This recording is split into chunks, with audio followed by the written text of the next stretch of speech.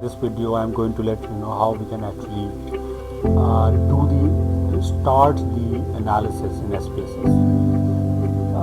The model in hand, the research model in hand is that I have taken two independent variables, independent variable A and independent variable B, and one dependent variable. I'm going to let you know that that's a very simple research model, but that is how we can learn SPSS in a better manner. In the later videos, I am going to let you know how we can actually handle the complex models, which would be including moderators, mediators, and multiple DBs also. So far, the model in question has two independent variables. Variable A has 3 items. Independent variable B has 3 items, and our dependent variable has 3 items. So with this model in mind, I have just entered and punched all the data. Please have a look at this variable view. Gender data is there, age data is there, occupation data is there, and these are the 3 items for independent variable A. That is independent variable A1, independent variable A2, independent variable A3, and then we have independent variable B1, independent variable B2, independent variable B3, and then we have dependent variable 1, dependent variable 2, and dependent variable 3, which represents the item of each of the variables. Now, coming back to the data view, what is the first thing that we need to do with our analysis or with our research model? So please remember, the first thing that you need to do is you need to remember this particular button, analyze. This is the button, or this is the menu, drop-down menu that we will be very much frequently using.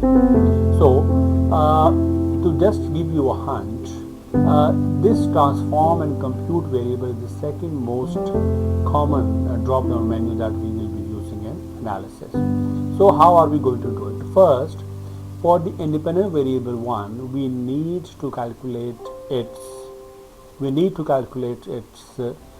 average. How are we going to do it?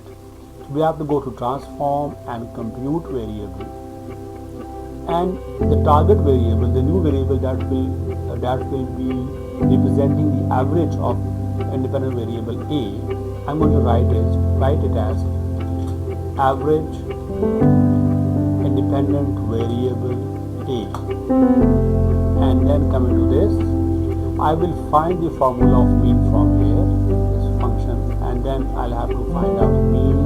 Here is the mean. I'm going to double click it, and then it is asking me to enter values here.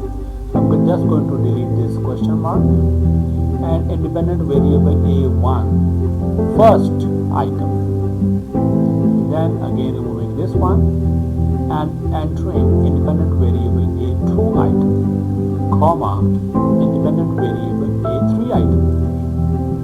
So this formula which is a built-in formula, which is going to calculate the mean of all the responses of all the respondents for independent variable A.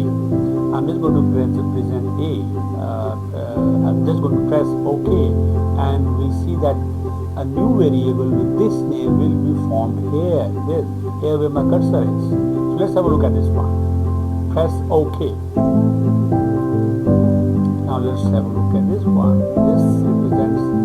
This is the name of the variable that I gave, that should be the resultant variable. Now what does this 1.33 represent? This represents that our respondent 1, IBA1 plus IBA2 plus IBA3, the responses of our first respondent average, the average of the responses of the first respondent is 1.33, the second respondent is 3.33, and so on. We have actually calculated the average for independent variable A of all the respondents. Similarly, on the similar footings, we need to calculate the average of all the variables, and on the average, the variables which are the average of all the items, are going to be used for the analysis. This is very important. But important in the sense that that will be representing, for example, IV was about risk taking. So it will, this average will let us know the risk awareness of the first respondent. So coming back again to compute, now I will change the target variable to average of independent variable B. You can name it as you like it. I'm going to delete this. I'm again going to press this mean twice.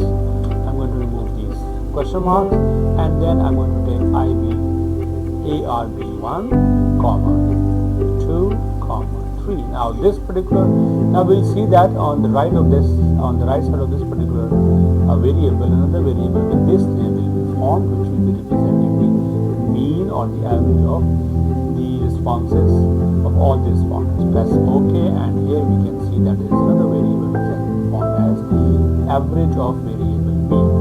Now we need the average of dependent variables. Again, following the same 4 steps. This time I will write average of DV. I'm going to remove this. I'm going to find this mean formula. I'm going to remove these question marks.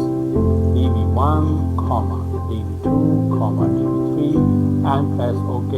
Here we can see another variable with this. Now these are the variables with which we are going to perform the later analysis, such as correlation, such as normality test, such as regression, and so on.